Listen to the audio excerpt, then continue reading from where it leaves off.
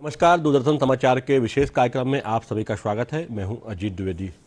दर्शकों, कोविड की तीसरी लहर अब धीरे धीरे कम होना शुरू हो गई है। हालांकि वैक्सीनेशन का परिणाम है कि जो इस लहर में उतना नुकसान नहीं हुआ जितना कि हमने दूसरी लहर में देखा था। अभी तक हम वैक्सीनेशन की बात करें तो मध्य प्रदेश में 11 करोड़ से ज़्यादा जो है वो वैक्सीनेशन की डोजेज जो हैं वो लग चुकी है और 15 से 18 वर्ष की जो आयु के किशोर हैं उनका वैक्सीनेशन 3 जनवरी से शुरू हो चुका है और अब उन्हें दूसरी डोज भी लगना जो है वो शुरू हो गई है। करीब 48 लाख का जो है वो लक्ष्य है, जो कि जो टारगेट जो है, जो 15 से 18 वर्ष की उम्र के जो किशोर हैं जो वो 48 लाख के करीब हैं और करीब 36 लाख से ज़्यादा जो है उनका वैक्सीनेशन जो है वो फर्स्ट डोज का हो चुका है और लगातार जो है वैक्सीनेशन जारी है और कोशिश की जा रही है कि ज़्यादा ज़्यादा वैक्सीनेशन जो है किया जाए। साथ में जो प्रिकॉशनरी डोज जो है वो भी मध्य प्रदेश में 7 लाख से ज़्यादा अब तक लगाई जा चुकी है। किस तरीके से ये वैक्सीनेशन चल रहा है और किस तरीके से तमाम चुनौतियां जो हैं वो सामने आ रही है उनको पार करते हुए ये वैक्सीनेशन चल रहा है। किशोरों के वैक्सीनेशन पे खास हम बात करेंगे। हमारे साथ बात करने के लिए डॉक्टर वंदना भाटिया हैं जो कि स्वास्थ्य विशेषज्ञ हैं यूनिसेफ मध्य प्रदेश की। साथ ही विजय प्रताप सिंह बघेल हैं जो कि वरिष्ठ पत्रकार हैं और लंबे समय से मेडिकल से संबंधित जो खबरें हैं, जो हेल्थ से संबंधित खबरें हैं वो कवर करते रहे हैं, ग्राउंड लेवल पे जाकर वो रिपोर्ट करते रहे हैं। आप दोनों मेहमानों का बहुत बहुत स्वागत है कार्यक्रम में। बहुत शुक्रिया। नमस्कार। अगर वंदना जी मैं आपसे बात करूं, हमने देखा कि पहली लहर में किस तरीके से हमने तमाम परेशानियां झेली, दूसरी लहर में बहुत ज़्यादा परेशानियां झेली, अब तीसरी लहर में हालांकि उतना नुकसान नहीं हुआ है। आप मानती हैं कि क्या वैक्सीनेशन का जिस तरीके से देश में वैक्सीनेशन लगाया गया है, करीब 1.5 अरब से ऊपर वैक्सीनेशन हो चुका है पूरे देश में, मध्य प्रदेश में 11 करोड़ के ऊपर हो चुका है डोजेस, तो इसका ये परिणाम है कि हम उतना नुकसान नहीं हुआ है तीसरी लहर में, अब उसका भी जो है वो नीचे डाउनफॉल में जा रही है? सबसे पहले आपको और श्रोताओं को नए साल की शुभकामनाएं। नया साल जरूर कठिन परिस्थितियों में शुरुआत हुई नए साल की और हम देख रहे थे कि केसेस भी कोरोना के बढ़ रहे थे, पर अगर हम अब तक के मध्य प्रदेश के ही अगर हम केसेस देखें तो 97 लाख अराउंड ओवरऑल केसेस हुए हैं क्यूमुलेटिव, 9,73,000 के करीब केसेस हुए हैं और नए केसेस का आंकड़ा आज भी 6,000 के करीब है और ओवरऑल अगर क्यूमुलेटिव डेथ्स की बात करें तो हम 10,000 मृत्यु देखे हैं और अभी न्यू डेथ्स में हम लोग सिर्फ 6 डेथ्स देखे हैं। तो इसका बहुत बड़ा जो कारण मैं ये मानती हूँ कि हम पहले जो सेकेंड वेव जब आई थी तब तक पूरी तरह से भी वैक्सीनेट नहीं हुई थी सारी पॉपुलेशन, तो पहला डोज और जो सेकेंड डोज पूरी तरह से लोगों को लगा नहीं था। अब आस्ते आस्ते हम देख रहे हैं कि 11 करोड़ से भी अधिक लोग जो हैं मध्य प्रदेश में वैक्सीनेट हो चुके हैं और ये कारण हो सकता है कि डोजेस लग चुकी हैं, 11 करोड़ डोजेस लग चुकी हैं। पहली डोज 52% और दूसरी डोज 47% लग चुकी है और ऐसे में ये जरूर एक बड़ा कारण है गंभीर बीमारी से बचाना। वैक्सीन का ये सबसे बड़ा काम है। अगर हम आज भी सोचते हैं कि नहीं मैं वैक्सीनेट नहीं कराऊं, तो हम ये आंकड़े से ही समझ सकते हैं कि हम गंभीर बीमारी से, मृत्यु से अगर बचना चाहते हैं तो उसमें वैक्सीन बहुत ही बड़ा काम कर रही है और ये हमें सीख लेनी चाहिए कि हम अपनी वैक्सीन अगर छूटी हुई है तो समय पर जाकर, निर्धारित समय पर जाकर लगवा लें। बिल्कुल जरूर लगवा लें वैक्सीन। और विजय प्रताप सिंह, अगर हम आपसे जानना चाहें, जो कि आप लगातार कवर करते रहे हैं हेल्थ को और ग्राउंड लेवल पे जाकर आपने तमाम चीज़ों को देखा है, आपका अनुभव क्या कहता है कि पहली लहर, दूसरी लहर, अब तीसरी लहर, तो क्या आपको अंतर लगता है और किस तरीके से वैक्सीनेशन जो है वो एक कारगर उपाय के रूप में सामने आया है इसके दुष्परिणाम को रोकने में? देखिए, पहली जब लहर आई थी तो हम और दुनिया भर में कोई भी कोविड की इस भयावहता के बारे में परिचित नहीं था।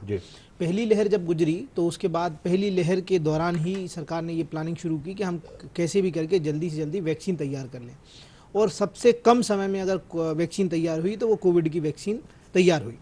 और जब वैक्सीनेशन शुरू हुआ, जनवरी में वैक्सीनेशन शुरू होता है और उसके बाद सेकेंड वेव अप्रैल और मई में आ जाती है, तो उसमें सबसे पहली प्राथमिकता हेल्थ केयर वर्कर जो कोविड के इन्फेक्शन के सबसे नज़दीक थे, जिनका सबसे ज़्यादा एक्सपोजर होता था, उनको प्राथमिकता दी गई। फिर फ्रंट लाइन वर्कर्स को, फिर 60+ जो कोमॉर्बिड हैं, बुजुर्ग हैं, उनको प्राथमिकता दी। तो सरकार ने जो रिस्क की कैटेगरी थी उसके अनुसार लोगों का वैक्सीनेशन शुरू किया। वैक्सीनेशन का फ़ायदा ये हुआ कि हमने दूसरी लहर को झेला, और दूसरी लहर में लगभग 2 महीनों में, अप्रैल मई में 4,83,000 केसेस आए थे, 4,114 डेथ हुई थी मध्य प्रदेश में। लेकिन अगर हम तीसरी लहर को देखते हैं तो तीसरी लहर जो जनवरी में आई, लगभग 1,10,000 के आसपास केसेस आए हैं और डेथ करीब 100 के आसपास हुई।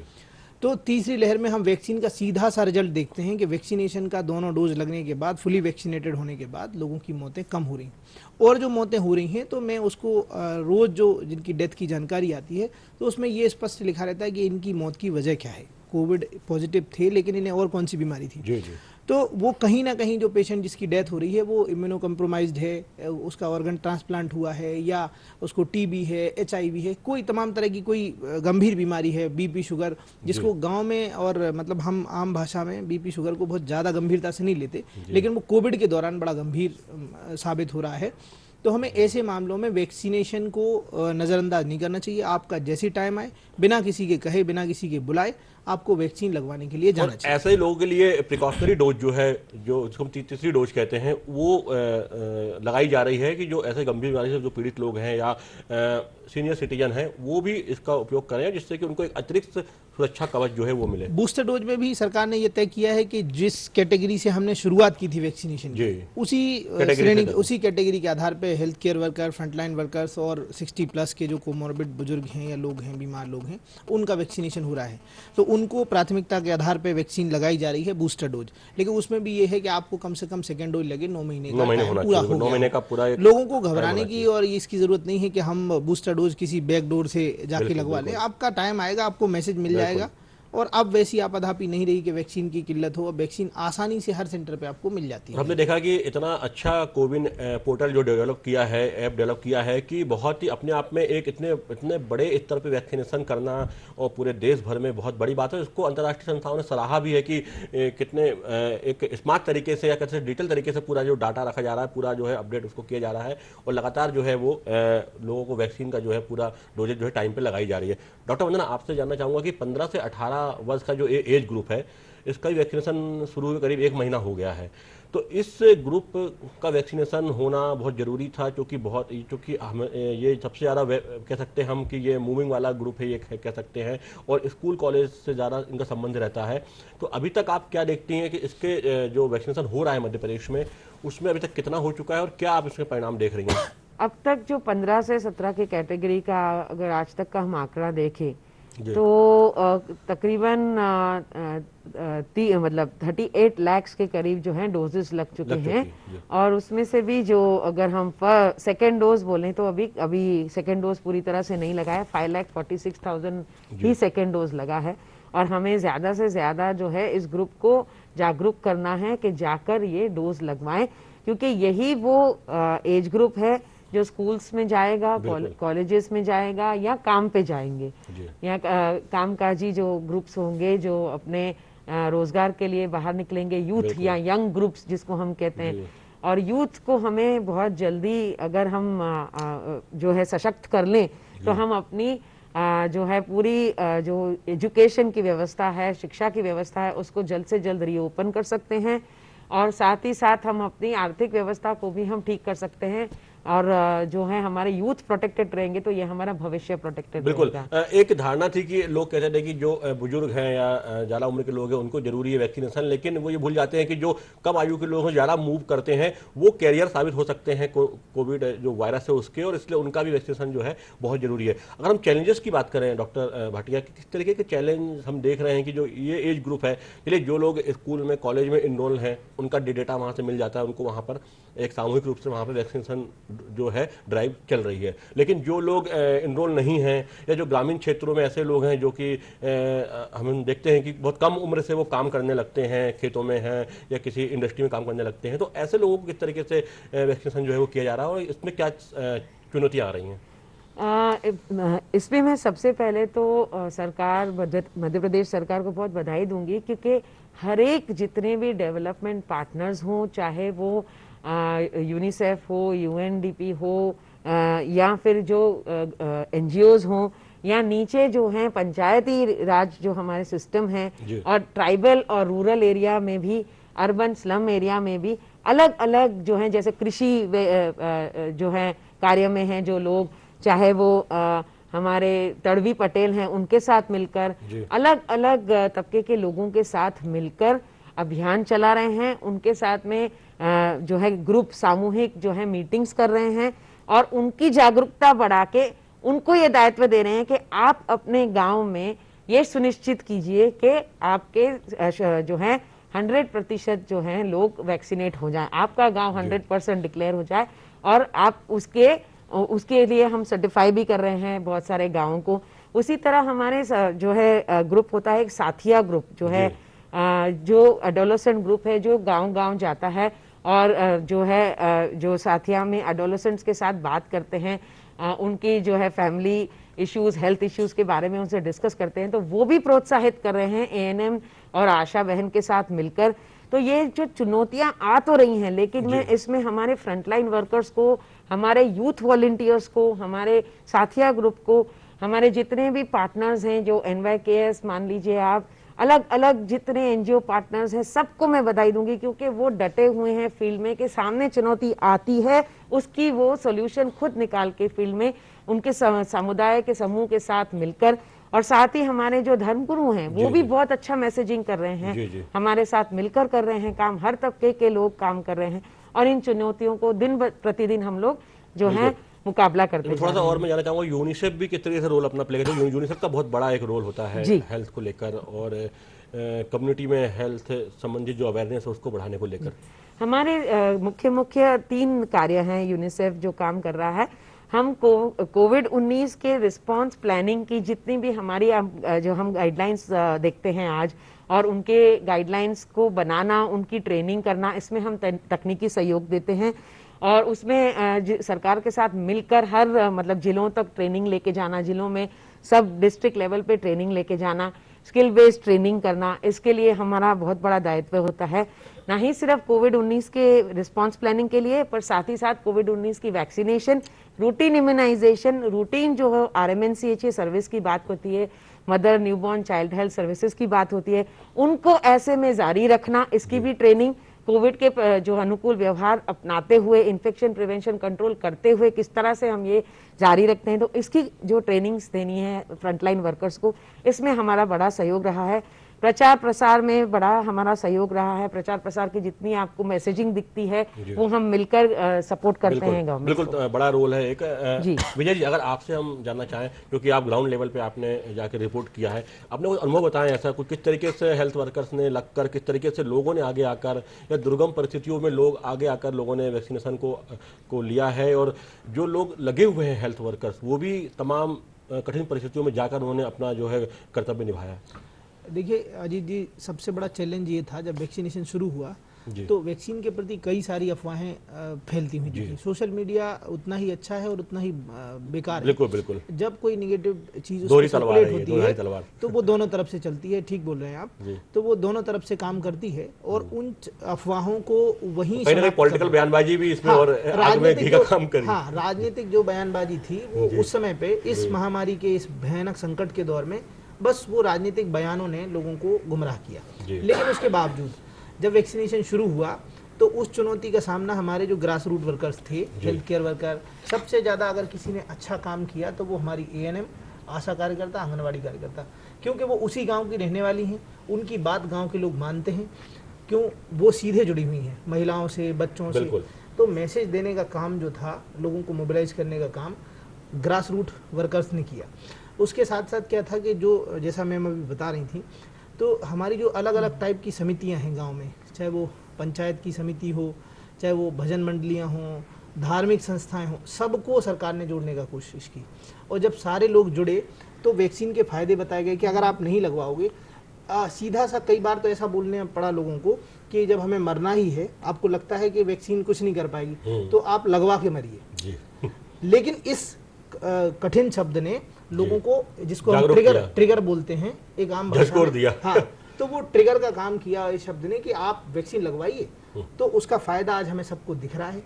आप देखेंगे कि हम फर्स्ट डोज में लगभग कवर हो गया, हमारा सेकेंड डोज बहुत तेजी से चल रहा है। अब कहीं भी ऐसी स्थिति नहीं बनती कि लोग मिल नहीं रहे। बीच में बहुत सारी स्थितियां ऐसी बनी कि सेकेंड डोज लगवाने लोग नहीं आ रहे, लेकिन अब ऐसा माहौल देखने को नहीं मिलता।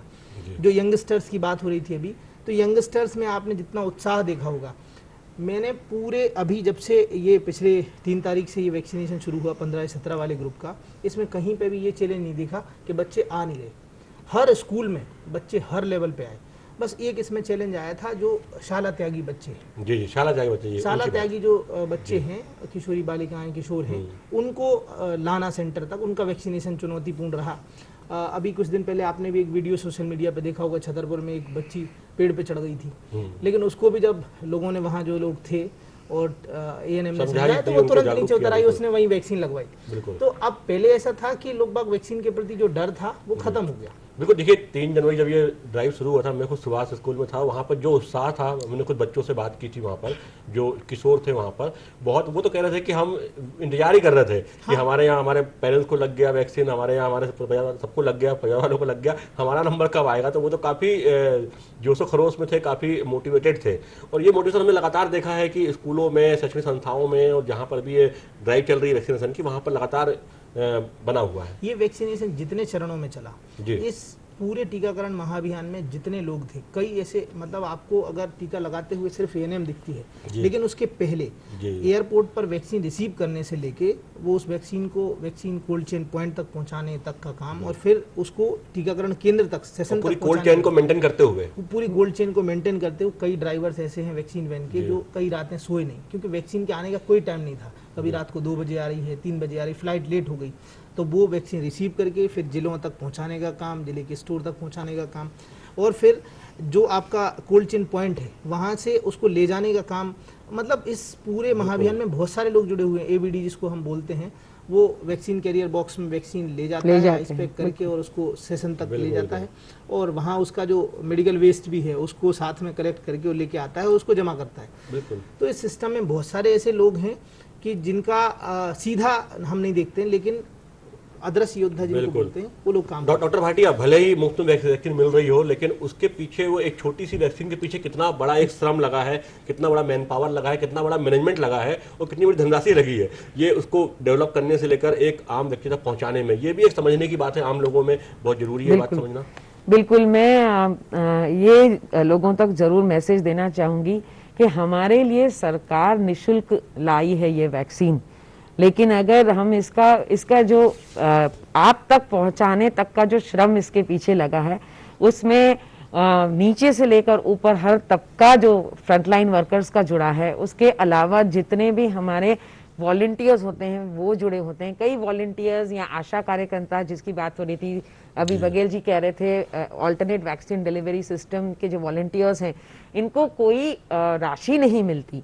इनकी जो होती है वॉलंटियरशिप की, उनको कुछ जो है हाथ में एक जो मानदेय मिलता है, प्रोत्साहन राशि मिलती है। इनकी कोई सैलरी नहीं है, लेकिन वो मन लगा के इसमें काम कर रहे हैं। और साथ ही हमारे बहुत सारे यूथ हैं जिनको कहीं से भी कोई मानदेय या प्रोत्साहन राशि भी नहीं मिलती, लेकिन वो काम कर रहे हैं।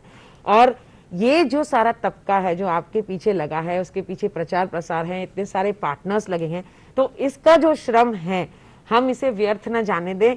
हम आकर प्लीज अपना डोज लगवाएं, टाइम पर लगवाएं।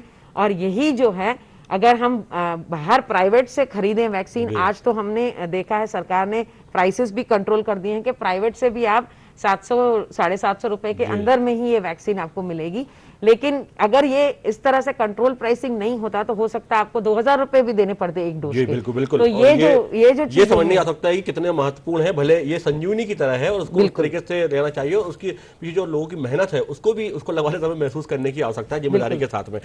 डॉक्टर भाटिया, अगर शाला त्यागी बच्चों की बात हो रही थी कि वो जो वर्ग है उसको थोड़ा सा आइडेंटिफाई करना, उसको थोड़ा सा दिक्कत का काम है, तो उसके लिए किस तरीके से प्रयास किए जा रहे हैं? आपको लगता है कि शाला त्यागी बताया जैसे विजय जी ने कि किस तरीके से उनको ढूंढकर वैक्सीनेट करना एक थोड़ा चुनौती है, इसको किस तरीके से यूनिसेफ के साथ मिलकर काम किया जा रहा है? इसका एक उदाहरण मैं दे सकती हूँ। अलीराजपुर, झबुआ जैसे ट्राइबल जो हमारे ब्लॉक्स हैं, जो जिले हैं, जो जहाँ पर ट्राइबल एरियाज ज्यादा हैं, तो वहाँ पर सरकार के साथ मिलकर यूनिसेफ ने दो तरीके के जो है किशोर किशोरी बालिका के जो ग्रुप्स होते हैं, जिसको हम साथिया ग्रुप्स कहते हैं। जी, जी। और सरकार में एक प्रोग्राम चलता है RKS के, राष्ट्रीय किशोर स्वास्थ्य कार्यक्रम।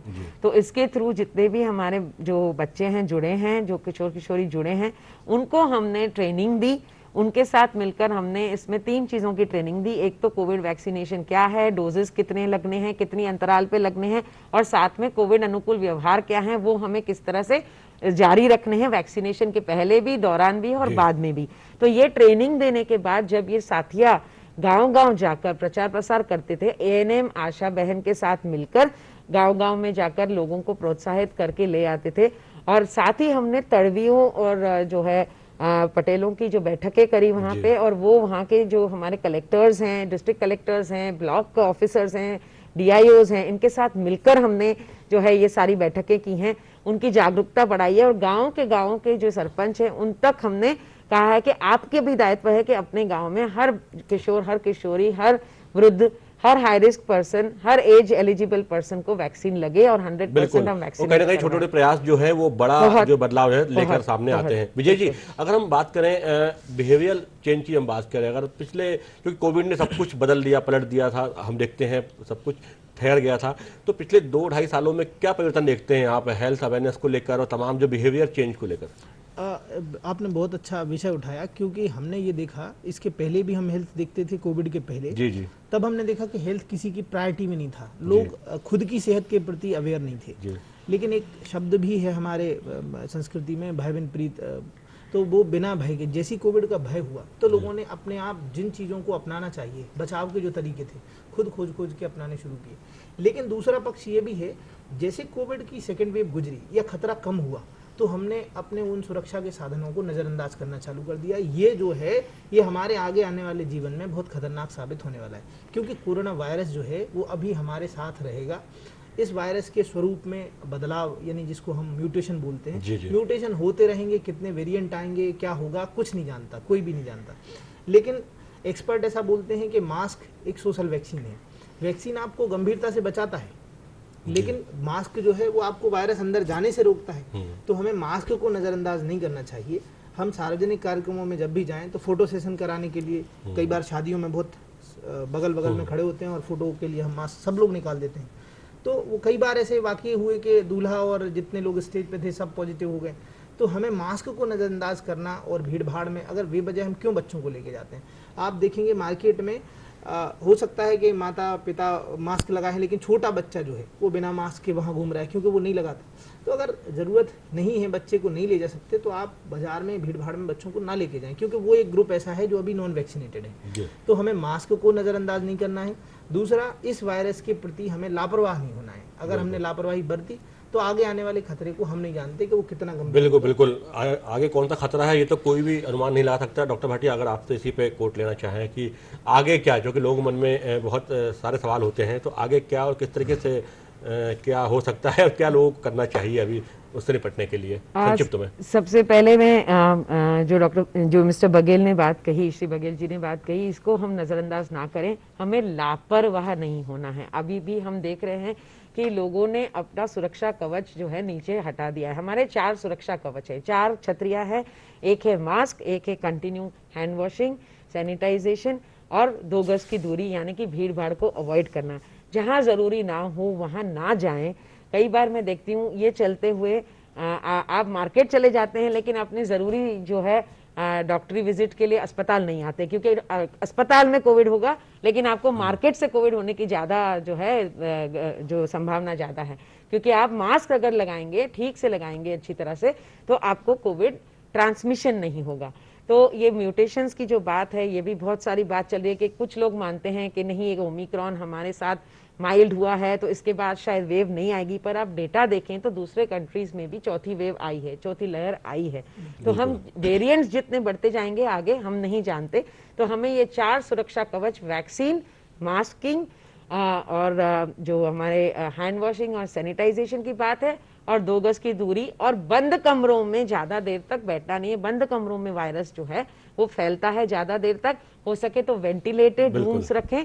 दोनों तरफ से खुले रूम्स रखें। बिल्कुल, और सही समय पे अपना वैक्सीनेशन कराएं, अपने आसपास के जो लोग हैं उनको भी उसके लिए प्रेरित करें, मोटिवेट करें और कोरोना की जंग में सरकार के साथ रहें, खुद का भी ख्याल रखें, अपनों का भी ख्याल रखें और जहां तक हो सके तमाम जो प्रोटोकॉल है उसका पालन करें। और जो 15 से 18 वर्ष के आयु जो किशोर हैं उनका वैक्सीनेशन जो है जरूर उस पर फोकस करें, क्योंकि वो बहुत ज़्यादा एक वेरिएबल ग्रुप है। और जिस तरीके से जो प्रिकॉशनरी डोज के लिए जो पात्र हैं उनका भी वैक्सीनेशन जो है समय पर कराएं। और ये ही है चीज़ें जो हैं जो हमें बचा सकती है आने वाली चुनौतियों के लिए, वर्तमान चुनौतियों से निपट सकते हैं। आप दोनों मेहमानों का बहुत बहुत धन्यवाद कार्यक्रम में शामिल होने के लिए।